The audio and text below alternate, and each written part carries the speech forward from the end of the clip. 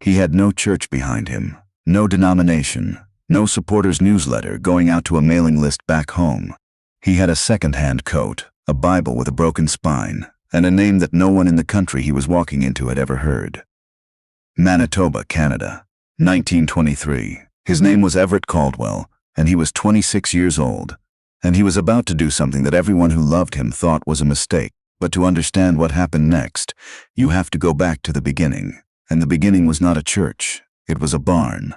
Everett grew up outside Portage-la-Prairie, in the flatlands of southern Manitoba, where the sky is so wide it feels like a rebuke to smallness. His father, a man named Walter, worked a grain farm that never quite turned a profit, and his mother, a woman of extraordinary quiet, read her Bible at the kitchen table every morning before the rest of the house stirred. She did not announce her faith. She simply lived inside it, the way some people live inside their own skin, without effort, without performance, without needing to be watched.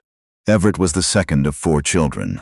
He was not the brightest, not the most obedient, not the one the schoolteacher praised. What he was, from a very young age, was sensitive, to atmosphere, to suffering, to things other people walked past without noticing. He was the boy who stopped to look at a dead sparrow on the frozen road while his brothers ran ahead. He was the boy who cried at funerals he didn't understand, not because someone told him to, but because the grief in the room pressed into him like a hand on his chest. When he was 11, his younger sister contracted diphtheria. Her name was Marion. She was 7. She died on a Tuesday in February, and the ground was too frozen to dig, so they kept her in the cold until the thaw. Everett remembered that. He remembered the way his mother sat by the window during those weeks, not crying, just watching the snow. He remembered his father cutting wood in the yard for hours after they had enough wood to last the winter 3 times over.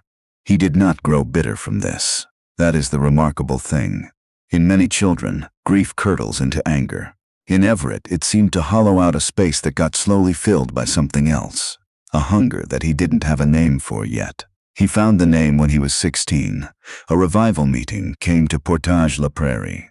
It was held in a rented hall above a hardware store on Saskatchewan Avenue, and the preacher was a man from Ontario named Cornelius Burke, who was small and wiry, and spoke like he was describing something he had personally witnessed from 3 feet away. Everett went with his mother on a Thursday night, half curious, half skeptical, the way 16-year-olds are about anything their parents find important. What happened in that room, he would spend the rest of his life trying to describe. He said later that it was not the sermon. He could barely remember what Cornelius Burke said. What he remembered was a moment about 40 minutes in when the room went quiet. Not the silence of people being polite, but the silence of people who have all simultaneously become aware that something else is in the room with them. Everett felt it the way you feel a shift in wind, a pressure behind his eyes, a warmth starting in his chest and spreading outward until his hands were trembling, and he did not know why. He did not go forward that night. He was too afraid, but he walked home in the cold with his mother and said almost nothing, and that night he lay in his bed in the room he shared with his brothers, and he said quietly into the dark, "If you are real, I want to know you." He did not tell anyone he had said it. But something had changed, something quiet and irreversible, the way a seed changes when it hits water, not visible yet, but set in motion. Over the next 8 years, Everett worked the farm, read everything he could find on prayer and scripture, and the lives of people who had believed radically, and he felt the pull growing in him like a slow tide. He was not a dramatic person.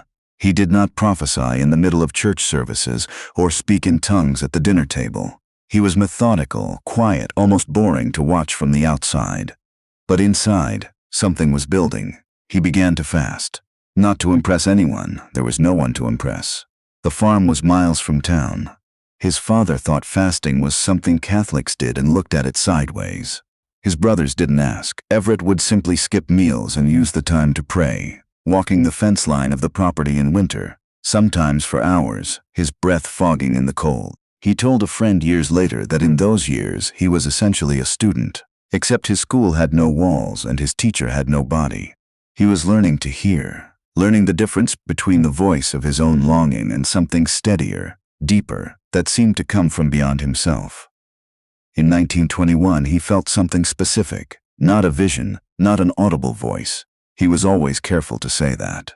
More like a settled conviction that arrived one morning while he was shoveling snow off the barn roof and did not leave. A country, a people, a name that meant nothing to him yet, China. He spent 2 years after that in a kind of tension.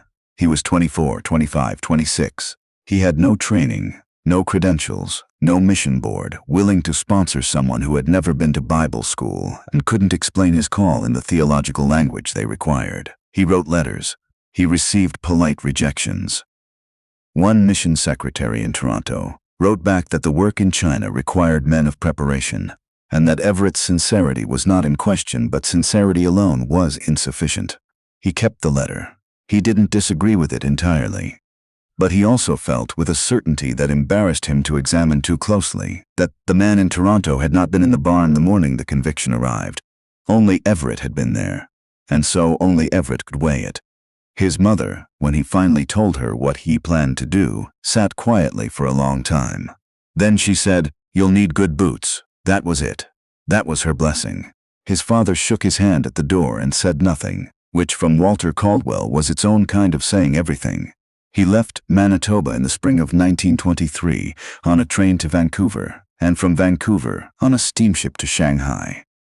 He had enough money for the crossing, a small amount left over, and no plan beyond the conviction that had been sitting in his chest for 2 years and showed no signs of leaving.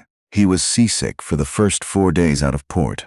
He arrived in Shanghai in June, thin, disoriented, not speaking a word of the language, in a city of 3 million people who had not asked him to come. He found a room above a tea merchant's warehouse near the Bund. He paid for it by helping the merchant carry goods from the docks, heavy crates, long hours, his hands bleeding by the 3rd day. He began to study Mandarin with a focused, almost frightening determination, not because he had a talent for languages.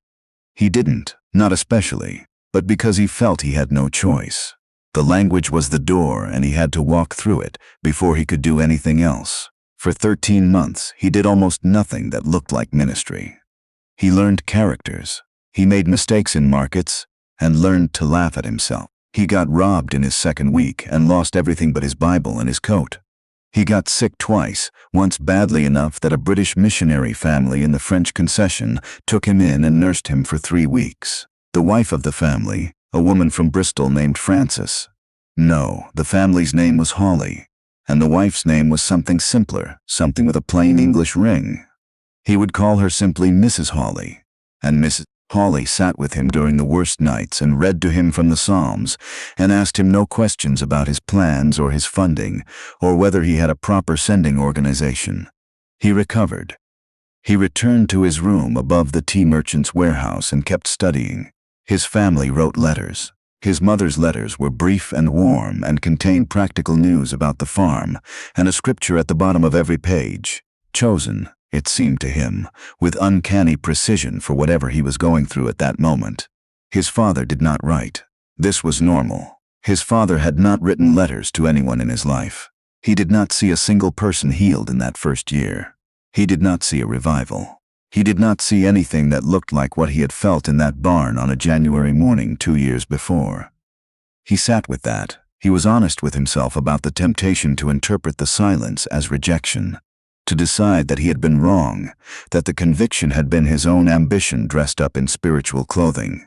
He spent long nights with that question, and what he came back to every time was this: the conviction had not changed. It had not grown louder or more urgent. It had simply remained, steady and unremarkable and persistent, the way a stone remains at the bottom of a stream while the water moves over it. He decided that if God was the one who had sent him, God was not in a hurry in the way that he was, and that the preparation was not the obstacle to the work. The preparation was the work. He began fasting in earnest that 2nd year, not the informal, occasional fasting of his Manitoba years, but something more disciplined, more deliberate. He set aside certain days, certain mornings. He would rise before dawn, drink water, and spend the first 3 hours of daylight in prayer before the city was fully awake. His Mandarin improved faster than it should have, considering his aptitude. He would discover years later that several of the older Chinese believers in the city had been praying for someone to come who would go to the interior, and that they had been praying this for 6 years before he arrived. He did not know this at the time. He was simply a young man from Manitoba, praying alone in a room above a tea warehouse, not yet understanding that he was the answer to someone else's prayer. In his 3rd year in Shanghai, a man named Wu Bingwen walked into the room where Everett had started a small weekly Bible study. Wu Bingwen was in his late 40s. He had been a low-level official in the Qing administration before the Republic, and he carried himself with the remnant dignity of a man who had once held position and now held something else, something less visible and considerably more durable. He had heard of the study from his neighbor's daughter. He came, he said, out of curiosity. He came back the following week, and the week after that. 6 weeks in, Wu Bingwen arrived one morning during Everett's prayer time. He had not been told about the prayer time. He simply appeared at the door. He stood in the doorway for a moment, watching Everett pray, and then he sat down on the floor on the other side of the room and bowed his head. When Everett finished, Wu Bingwen looked up and said, in Mandarin, "What is it that you are asking for?" Everett thought about it. Then he said, "I'm asking to be emptied enough to be used." Wu Bingwen was quiet for a moment. Then he said, "I have been watching you for 6 weeks. You are not like the other foreigners who come here to make us Western before they make us Christian. You are trying to become something before you say anything." He paused. "I think I would like to know the God you are becoming something for." He was the first person Everett baptized in China. He would not be the last. The interior came 3 years later. There was a province, Shanxi, in the north, that had seen a devastating famine in 1920. Nearly 500,000 people dead. The infrastructure still hadn't recovered by the mid-20s. The missionary presence there was thin. Everett had heard reports from a Scottish doctor who passed through Shanghai that entire villages in the mountain districts had never been visited by any kind of Christian worker. He felt the same settled heaviness in his chest that he had felt in the barn. He went. He traveled by train as far as the rail would take him, then on foot and by mule cart into the higher elevations, with Wu Bingwen beside him. Wu Bingwen, who had not been asked to come, but had simply appeared at the train station with a bag and a thermos of tea, and said in his quiet final way, "I am coming." The villages they entered were suspicious of foreigners in the way that villages everywhere are suspicious of people who arrive without context. Everett did not set up crusades. He did not hang signs. He asked if he could stay a night and help where he could, and he stayed, and he helped, and he listened. And when people asked why a Canadian had come to a village in the mountains of Shanxi that was not on any mission map, he said, as simply as he could, "Because I was sent." The healings began quietly. He laid hands on a woman in her 60s who had been bedridden for 4 years with what the local doctor described as a wasting condition. He prayed over her for 2 evenings, fasting in between, and on the 3rd morning she stood up. He would tell this story for years afterward with the same caveat every time. "I did not heal her. I prayed, and God healed her. Those are not the same thing, and it matters that we keep them separate." Word spread the way word spreads in small communities, not in an organized way, not in a way that could be managed or predicted, but the way water spreads when it finds a crack in stone. People came, not hundreds at first, not the thousands that would come later. 20, 30, 40 people gathering in the evenings in a space that was not designed for gatherings. Everett would sit on a low stool at the front and speak, and Wu Bingwen would translate, and then Everett would pray over the sick and the frightened and the ones who came not knowing what they were coming for, but knowing they needed something. A child who was mute from birth began to speak 3 days after Everett prayed for him.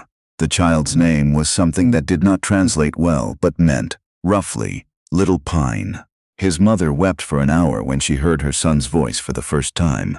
Everett wept with her. He was not embarrassed by that. He had never been the kind of man who was embarrassed by tears. He did not stay in Shanxi permanently. He moved the way a river moves, finding the places the water needed to go. Over the next decade and a half, he worked in 4 provinces. He returned to Shanghai periodically. He trained Chinese evangelists and, he was insistent about this, he trained under them, learning from men and women who understood the culture and the language and the history in ways that he, even after 15 years, never fully would. He considered this not a limitation but a gift, a reminder that he was never the point. There were hard years. In 1932, the Japanese military campaign in Manchuria sent tremors of fear through the north. Everett was in a village near the border with Shanxi when soldiers passed through. He stood in a doorway and watched the column move down the road and felt, for the first time in a long time, genuinely afraid. Not for himself specifically, but for the people he had come to know. The families, the children, the old men who brought him green tea and wanted to debate the Book of Job. He stayed. He did not evacuate with the other Western workers who had received the cable from their mission boards. He was not being heroic. He explained it simply. Where would I go? These are my people now. Wu Bingwen died in 1934 of a swift illness that gave no warning. Everett sat with him in his last hours and they prayed together. And Wu Bingwen, near the end, said something that Everett wrote down in his journal that night almost word for word. I came to your Bible study out of curiosity. I stayed because something in you was more honest than anything I had seen. You did not perform your faith. You lived inside it. He paused a long time. I think I will see you again on the other side of this. He died before morning. Everett wrote in his journal, I have lost my brother. I do not know any other word for him. He was my brother. He came back to Canada once, in 1937. The war clouds were building, and some of the mission networks had begun pulling their workers out of China. He came back for 4 months, traveling through Ontario and Manitoba and British Columbia speaking in churches about what he had seen. He was not a polished speaker. He would be the first to say so. He spoke plainly, without illustrations prepared in advance, without rhetorical architecture. He would simply stand at the front of a church and say, "Let me tell you what I saw," and then he would tell them. What people remembered afterward was not the miracles, though there were miracles in the stories. What they remembered was something in his manner, a quality of stillness, of someone who had nothing to prove and nothing to protect. A minister in Victoria who heard him speak wrote in a letter to a colleague, "This man has been somewhere that most of us have not been, not geographically, somewhere else." He went back to China in 1938. The years between 1938 and 1949 were the most difficult. The war, the Japanese occupation of large portions of China. Then the Civil War, then the Communist victory. Everett was ordered out of the country in 1949 with a mass expulsion of Western missionaries that followed Mao's consolidation of power. He left with what he had carried in, a Bible, a coat, a small box of letters. He was 52 years old. He sat in a cargo hold on a ship to Hong Kong and looked at his hands for a long time. He had given 26 years to this country and its people, and now he was being carried away from it on a boat, and he did not know if he would ever go back. He did not know what would happen to the people he had prayed over and baptized and trained and buried. He did not know what would happen to the churches that had grown, quietly, without fanfare, into communities of hundreds and then thousands. He felt, he wrote later, as if he had planted a garden and was now being asked to walk away before he could see whether anything survived the frost. What he did not know, could not know in 1949, sitting in that cargo hold, was that the work was not behind him. The networks that had been built in those 26 years had taken root at a depth that the political upheaval could not reach. The evangelists he had trained others. The believers who had been baptized in village rivers had carried their faith into the cities when they fled. The house churches that emerged in China in the decades after 1949 would eventually number among the largest Christian movements in human history. No one person made that happen. It was not one man's revival, but the seeds. Many hands had planted seeds, and Everett Caldwell's hands were among them. He would not find this out fully in his lifetime. He would receive fragments. A letter from Hong Kong in 1956 passed through intermediaries, from someone he had known in Shanxi who said only, "We are still here. The fire has not gone out." He kept that letter in his Bible until he died. He spent the last 12 years of his life in Winnipeg, speaking at churches when asked, teaching a small midweek prayer group, and writing, not a memoir, not a theology. He wrote letters, hundreds of them, to former colleagues, to the children of people he had known in China, to young men and women who had heard him speak and written to ask how they could know whether their calling was real. To those letters he returned again and again to one theme: It was not the miracles. It was not the revival. It was the years before, the invisible years. The years in Shanghai above the tea warehouse, learning characters and making grammatical mistakes in markets, and waking before dawn to sit with God before the day had any demands in it. He would write. People ask me what produced the fruit, and I tell them it was not the crusades. It was not the prayers over the sick, though God answered those.